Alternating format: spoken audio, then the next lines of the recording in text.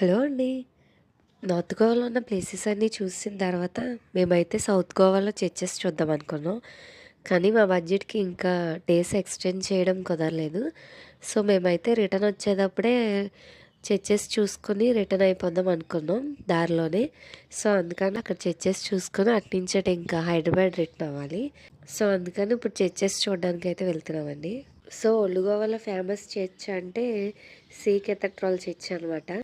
గోవా వస్తే చాలామంది ఈ ప్లేస్ ఖచ్చితంగా విజిట్ చేస్తారు. సో మేము అందుకే ఆ చర్చ్ అయితే చూద్దాం అనుకున్నాం అనమాట. సో చర్చ్ దగ్గరికి అయితే వచ్చామండి. ఇదే సీ కేథడ్రల్ చర్చ్ అనమాట. సో లోపలికి అయితే వెళ్దాం పదండి.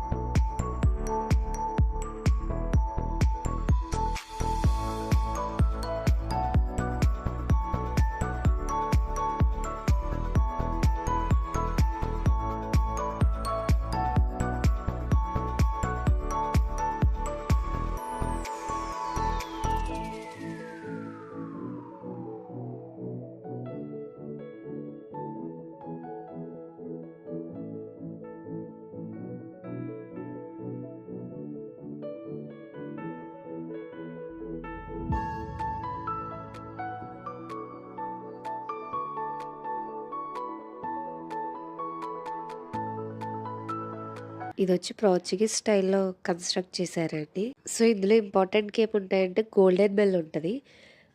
ఈ చర్చ్లోని గోల్డెన్ బెల్ ప్రపంచంలోనే అతి పెద్దదన్నమాట.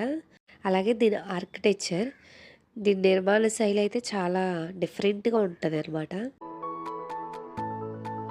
సో మనం బయట మాత్రమే దీన్ని చూడొచ్చు, లోపల వీడియో అనేది తీసుకునేవారు. అలాగే మేము వచ్చినప్పుడు అయితే ఇది చర్చ్ కన్స్ట్రక్ట్ చేస్తున్నారు అనమాట. కన్స్ట్రక్షన్ వర్క్ జరుగుతుంది.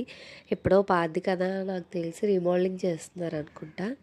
సో మేమైతే ఇక్కడ బయట నుంచి చూసాం, లోపల కూడా వెళ్ళి చూసాము. సో లోపల అయితే చాలా బాగుంది. వీడియో తీయనివారు కాబట్టి వీడియో అయితే తీయలేదు మేము. చర్చ్లోనే మ్యూజియం అయితే ఉంది. మాకు టైం సరిపోక నేను మ్యూజియంకి అయితే వెళ్ళలేదు. సో చర్చ్ అయితే చాలా పెద్దగా ఉంటుంది. బయట చాలా ప్లేస్ కూడా ఎక్కువే ఉంటుంది. ఇటు చూసినా మనకి గార్డెన్లా అనిపిస్తుంది. సో చూడడానికి అయితే చాలా బాగుంది ఇది ప్లేస్. సో నెక్స్ట్ వీడియోలో ఇంకో చర్చ్ అయితే చూపిస్తా. ఈ చర్చ్ దగ్గరలోనే ఉంటుంది. అదేంటో తెలిసిన వాళ్ళు కామెంట్ చేయండి. ఈ వీడియో నచ్చితే లైక్ చేయండి. Thank you for watching. Bye guys. అన్నట్టు చెప్పడం మర్చిపోయాను. ఈ చర్చ్కి వెళ్ళాలంటే డ్రెస్ కోడ్ అయితే మ్యాండేటరీ అండి.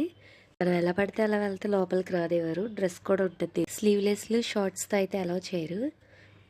సో వెళ్ళేటప్పుడు అది కేర్ఫుల్గా చూసుకోండి.